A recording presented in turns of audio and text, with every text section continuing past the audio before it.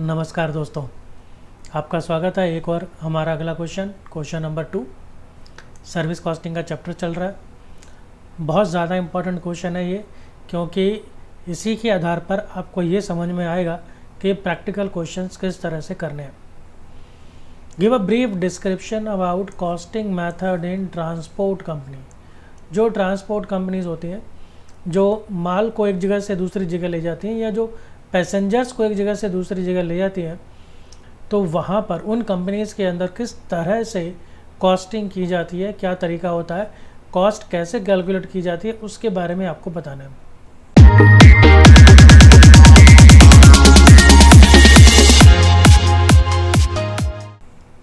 तो transport costing हम यहाँ पर शुरू करते हैं। To find out the cost of carrying goods और passenger for a distance suitable costing records should be maintain.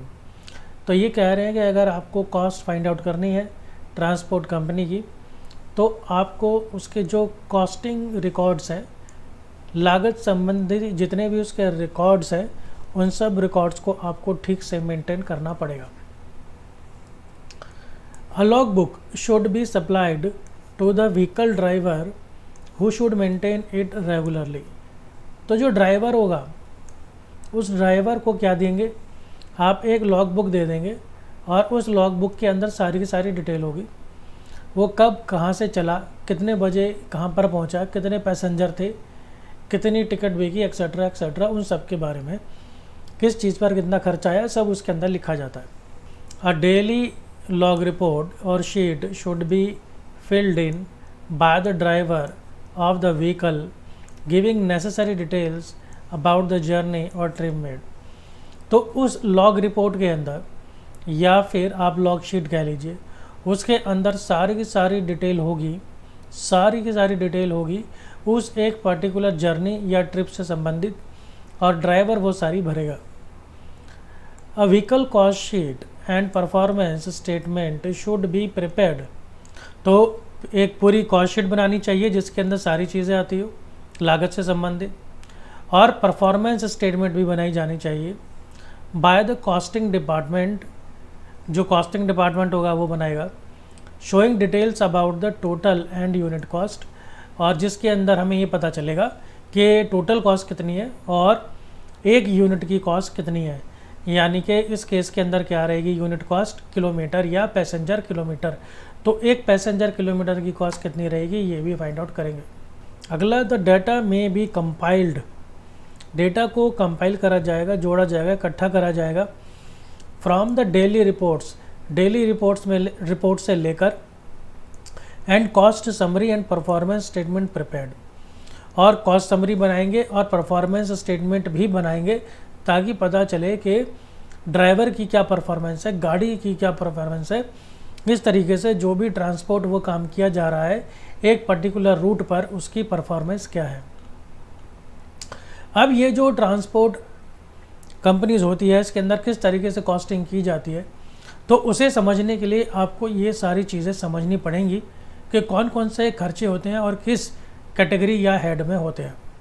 जैसे कि सबसे पहले हमारे पास है फिक्स्ड या स्टैंडिंग चार्जेस।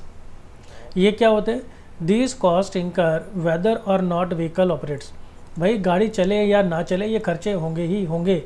इनके एग्जांपल हैं insurance premium, taxes, rent, wages. ये खर्चे तो आपके होंगे ही होंगे, चाहे आपकी गाड़ी चले या ना चले। वेजेस तब आएगा अगर वो फिक्स नेचर का है, जैसे कि 10,000 रुपये पर मंथ, 20,000 रुपये पर मंथ। अगर वो इस तरीके से है कि पर किलोमीटर या फिर पर आवर के हिसाब से, तो फिर वो वेरिएबल हो जाएगा। दूसरा खर्चा हमारे पास आता है सेमी वेरिएबल या मेंटेनेंस चार्ज। अच्छा, ये क्या होता है, ये पार्टली फिक्स होता है और पार्टली वेरिएबल होता है। यानी कुछ एक हद तक तो ये फिक्स होगा, यानी कि होगा ही होगा, और फिर बाकी का एक हिस्सा जो है वो इस पर डिपेंड करेगा कि गाड़ी कितनी ज़्यादा चली। जितनी ज़्यादा चलेगी खर्चा उतना ज़्यादा आएगा। जैसे कि रिपेयर हो गया, मेंटेनेंस हो गया, टायर ट्यूब्स हो गए, ओवरहॉलिंग वगैरह हो गई। फिर हमारे पास आता है वेरिएबल या रनिंग चार्जेस। ये तभी होंगी जब गाड़ी चलेगी। These cost incur only when variable vehicle operates. गाड़ी चलेगी, ये खर्चे सिर्फ तभी होंगे जैसे कि depreciation, petrol, oil, grease. Depreciation के बारे में हम आगे डिटेल में पढ़ेंगे। अब एक प्रॉब्लम जो आगे आती है वो इसीलिए आती है कि जब हम फॉर्मेट बनाते हैं कैलकुलेट करने के लिए, तो उसके अंदर सेमी वेरिएबल वाला कोई पार्ट होता नहीं है। तो वहाँ पर फॉर्मेट के अंदर या तो फिक्स का होता है या फिर वेरिएबल का होता है। तो ये वाले जो चार्जेस हैं ना आपके, रिपेयर, मेंटेनेंस वगैरह, तो फिर इसको हम क्या करते हैं, इसको फिर हम वेरिएबल के अंदर ही डाल देते हैं। और ये जो डेप्रिसिएशन है ना, इस डेप्रिसिएशन को आप थोड़ा डिटेल में समझना पड़ेगा। तो आइए देखते हैं आगे इसकी theory. For preparing cost sheet, क्योंकि हम इसके अंदर कॉस्ट शीट ही बनाते हैं, द कॉस्ट में बी सब डिवाइडेड अंडर फॉलोइंग हेड्स। पहला है आपका फिक्स या स्टैंडिंग चार्जेस। देखिए कोई चेंज नहीं है, जो मैंने अभी ऊपर आपको डायग्राम में बताया वही है। Whether the vehicle is in operation और नॉट, गाड़ी चाहे चले या ना चले, such cost shall have to be incurred, ये खर्चे होंगे ही होंगे। एग्जाम्पल आपके इंश्योरेंस प्रीमियम, रोड टैक्स वगैरह। इंटरेस्ट ऑन कैपिटल भी इसी में आता है। Semi variable charges, they are in nature of semi variable expenses, यानी आधे एक हिस्सा फिक्स होगा, बाकी का हिस्सा वेरिएबल होगा।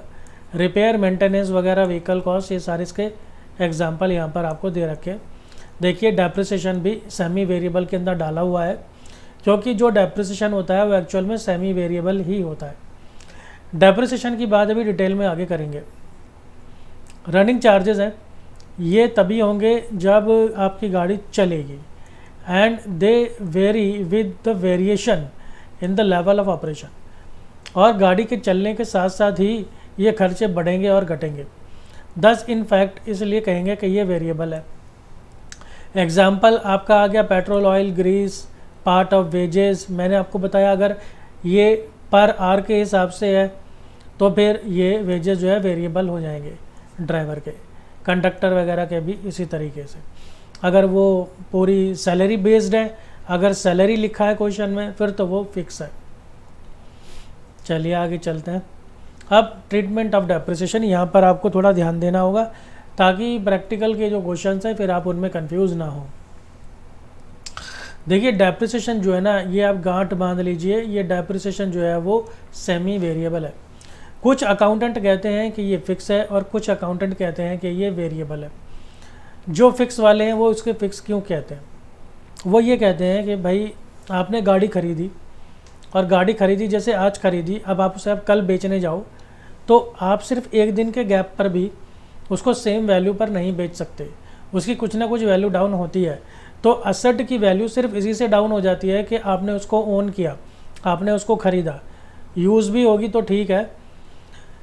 तो जैसे अगर आपका पर्सनल कोई असेट है, कोई गाड़ी है, अब आप उसको चाहे चलाओ चाहे मत चलाओ, भाई उस पर डेप्रिसिएशन तो लगेगा। तो इसलिए कहते हैं कि कुछ अकाउंटेंट के भाई जो ये डेप्रिसिएशन है वो फिक्स होता है। लेकिन फिर एक दूसरा हिस्सा, इसको वेरिएबल क्यों कहते हैं? वेरिएबल इसलिए कहते हैं क्योंकि जो ट्रांसपोर्ट वाली कंपनीज़ होती हैं उसके अंदर गाड़ियाँ दिन रात चलती हैं। जब गाड़ियाँ दिन रात चलती है तो वहाँ पर डेप्रिसिएशन गाड़ी के चलने पर डिपेंड करता है। वो जितनी ज़्यादा चलेगी डेप्रिसिएशन उतना ज़्यादा होगा और वो गाड़ी उतनी जल्दी ख़त्म हो जाएगी। आप एक डिफरेंस करके देखिए कि आपने एक गाड़ी अपने खुद के लिए ख़रीदी, एक साल में उसकी वैल्यू कितनी डाउन हो जाएगी? 10-15 हज़ार रुपये। और चलेगी कितना? अपने एक लिमिटेड ही चलेगी, आपके ऑफिस या आपके इधर उधर पर्सनली कहीं आने जाने के हिसाब से लिमिटेड चलेगी। 10,000 किलोमीटर चल जाएगी, 15,000 किलोमीटर चल जाएगी, 20,000 किलोमीटर चल जाएगी, इसी तरीके से चलेगी। लेकिन अगर आप उसको ट्रांसपोर्ट कंपनी में लगा दें तो वो गाड़ी कई गुना ज़्यादा चल जाएगी, और इन बिटवीन उसका रिपेयरिंग वगैरह, उसकी सर्विस पर भी काफ़ी खर्चा आएगा, क्योंकि वो गाड़ी बहुत ज़्यादा चलेगी और वो गाड़ी बहुत जल्दी ख़त्म भी हो जाएगी। तो जो डेप्रिसिएशन है, तो इसलिए कहा जाता है कि भाई ना तो वो फुल्ली फिक्स है, ना वो फुल्ली वेरिएबल है, वो सेमी वेरिएबल है। आपने जैसे ही गाड़ी खरीदी, अब वो डेप्रिशिएट होनी शुरू हो जाएगी, तो एक फ़िक्स डेप्रिसिएशन उस पर है ही है।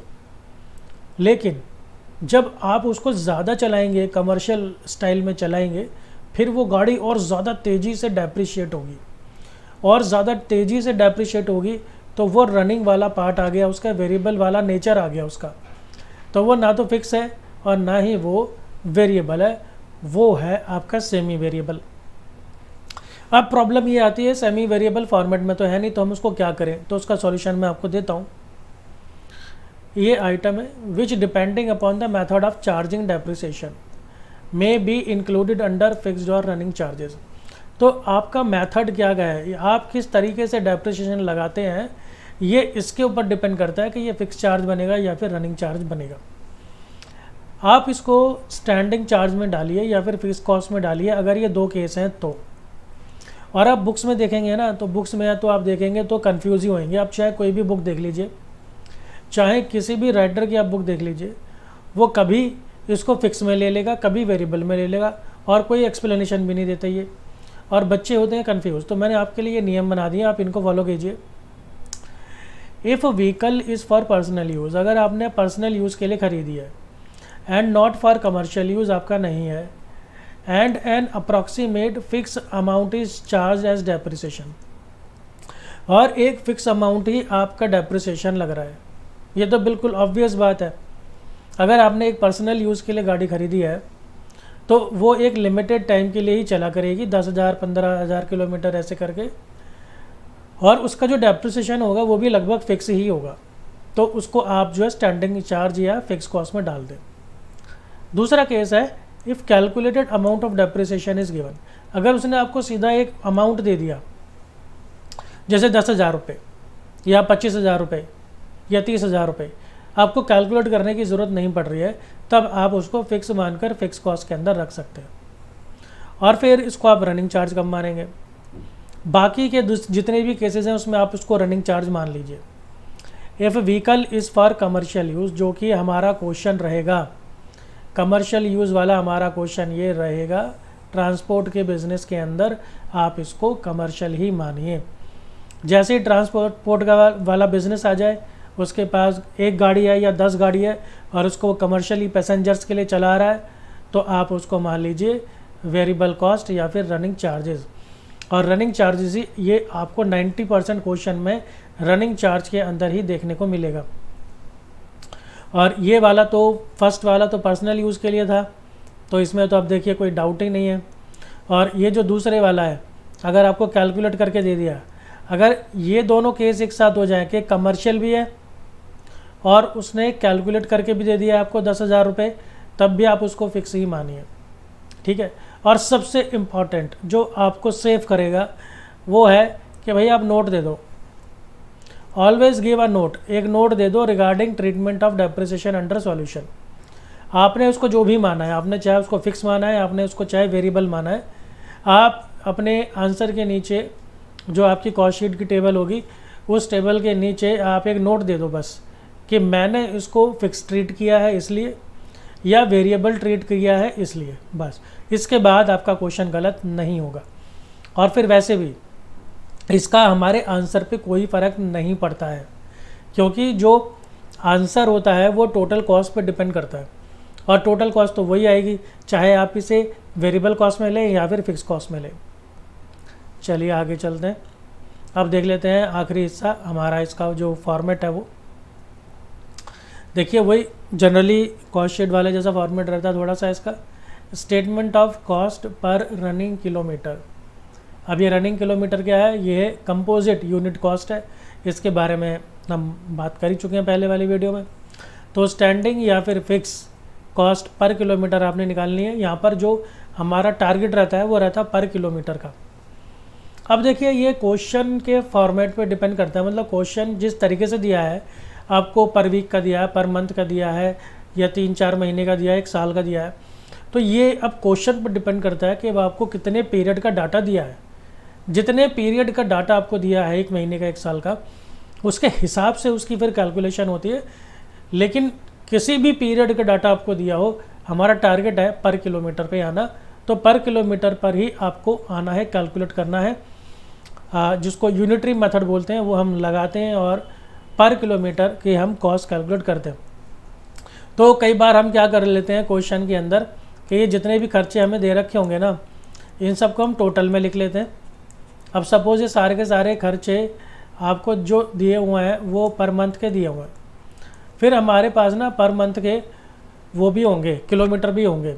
तो फिर हम क्या करेंगे, इन सारे खर्चों को हम पर मंथ के किलोमीटर से डिवाइड कर देंगे, एक महीने के किलोमीटर से डिवाइड कर देंगे। तो उससे हमारे पास क्या आ जाएगा, पर किलोमीटर की फ़िक्स कॉस्ट आ जाएगी। फिर आगे चलेंगे, फिर हम कैलकुलेट करेंगे कि भाई रनिंग चार्जेस हमारे कौन कौन से ऐसे, इसी तरह से अलग से ये सारे के सारे रनिंग चार्जेस हम लेंगे और फिर इन सब का हम टोटल करेंगे। जनरली क्या होता है कि जो रनिंग या वेरिएबल कॉस्ट होते हैं ये हम पर किलोमीटर ही कैलकुलेट करते हैं। स्टैंडिंग चार्जेस तो हम टोटल भी कैलकुलेट कर लेते हैं, ऐसा एक्सपीरियंस के आधार पर देखा है। उसका डाटा ही वो उस तरह से देते हैं कि उसे हम पहले टोटल में कैलकुलेट करते हैं, फिर किलोमीटर से डिवाइड करते हैं। लेकिन ज़्यादातर क्या होता है कि जो वेरिएबल कॉस्ट है वो हम पर किलोमीटर पर ही कैलकुलेट करते हैं डायरेक्ट, क्योंकि उसका डाटा ही इसी तरीके से दिया होता है। तो उनको लिख कर हम यहाँ पर लिख देंगे, तो ये दोनों आ जाएगा हमारे पास टोटल अलग अलग। फिर इन दोनों को हम जोड़ देंगे, जोड़ने से हमें मिल जाएगा ये total cost per passenger kilometre. तो इस तरीके से हमारा जो आंसर है वो तैयार हो जाएगा। अगर आप सारे क्वेश्चन देखेंगे एकदम तसल्ली से और मेरे साथ साथ करेंगे, जो क्वेश्चंस मैंने प्रैक्टिकल के सारे कराए हैं, और अपनी प्रैक्टिस भी करेंगे, तो आपको इस टॉपिक के अंदर कोई दिक्कत आने वाली नहीं है, ये मेरी गारंटी है। आप सिर्फ मेरी बातों को ध्यान से सुनिए और उसी तरीके से ट्रीट कीजिए जिस तरीके से मैंने किया। उम्मीद करता हूँ समझ में आया होगा आपके, और अगर कोई दिक्कत है तो बात कीजिए। इसी तरह से जुड़े रहिए।